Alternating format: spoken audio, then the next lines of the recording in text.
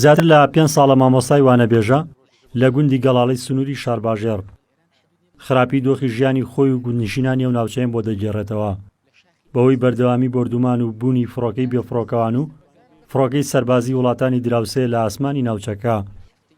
ئەو دەڵێت ئێستا وڵاتیانی گوندنشین لەبەر مەترسی لەسەر ژیانیان ناتوانن ژیانی ئاسایی خۆیان بەڕێ بکەن و تا دێت گوندەکان ڕۆوچۆڵبوون دەچێت. معقولە من لە وڵاتێک بم نەوێرم بچم نەتوانم بچم بۆ شاخ و داخەکەی خۆم نەتوانم بچم گیای پاییزە بکەم من مامۆستایەکم لە گەڵاڵە تا ئێستا نەمێراوە بچم بۆ ئەو شاخ و داخانی کە لە دەوروبەری دیەکەن و کە زۆریشم حەزلێتی بەڕاستی چونکە لادێ بە گەڕان و بە ئەو بابەتانەوە خۆش و چێژی زیاترە بەڵام تا ئێستا نەموێراوە لەبەر ئەوەی کە لە هەموو دقەیەکە تۆ معڕەزی بە ئەوەی بردومان بکرێ هەموو دقێت تۆ معڕەزی بە ئەوەی کە گوێ لە دەنگی درۆن ببێ سەرباری هەموو ئەوانش هاوڵاتیانی ئەو گوندانە بەرەبەرە خەریکە چۆڵ ببێ یعنی من ساڵ یەکەم کە چوون بۆ گوندی گەڵاڵە نزیکی 7 ماڵی لێبوو ئێستا هەمووی 20 ماڵی لێ ماوەتەوە. لەلایەن تورکیا وێرانەوە ناو بەناوخاک هێرێمی کوردستان بردومان دەکرێت. دواترینیان هەینی ڕابردوو لە گوندێکی سنووری شارباژێر بۆی بردومانەوە هاوڵاتی گیانی لەدەستدا و چەند هاوڵاتێکی دیکەش بریندار بوون.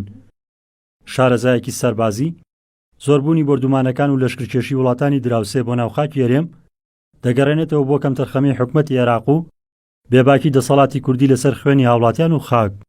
پێویستی بە هەماهەنگی هەیە لە بین حکومەتی هەرێم و لە بین حکومەتی عێراق بۆ پاراستنی سیادەی هەرێم یاخود عێراق بە بنیانی ئەو دروستکردنی سۆنەڵی سیستەمێکی بەرگری دیفاعی جەوی بۆ ئەوەی بتوانێن هەر فڕۆکەیەک یاخۆ هەر ساروخێک بەرەو هەرێمی کوردستان یاخود بەرەو عێراق هات بخرێتە خوارەوە زیان نەگەێنن بە ملەتی بەڵام ئەوە نییە.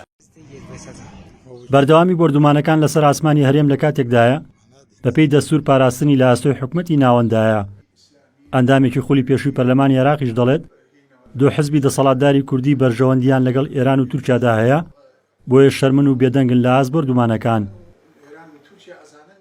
یەکێتی و پارتین سیوەک ساڵ تقریبا حکومڕانی ئەم هەرێمەی ئێمن ئەم دوو حیزبە نەیانتوانیەوە حکومەتی ڕەشی دروستکەن ئەگەر بیانتوانێت هاوڵاتی هەرێمی کوردستان ڕازی بکەن و حکومێکی ڕەشیدان بنایە ئێستا ئەو دەوڵەت ئێران و نە تورکیا ئەو جورئەتیان نەبوو کە ئاوامان لێ بکەن. ئەمە هۆی یەکەمی ئەو خراپەی وەزعی کوردستان و ئەوەی کە دراوسەکەمان پێمان فێر بوون حزبەکانی حکومڕانی هەرێمی کوردستان شکە هەرێکی بەرژەوەندی یەکێ لەو دوو دەوڵەتەکە کە ڕۆژانی ئیهانەمانەکەن.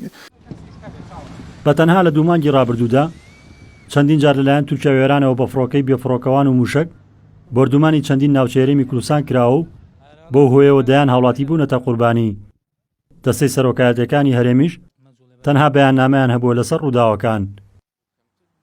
ڕزگار جەبار کێنێن سلێمانی.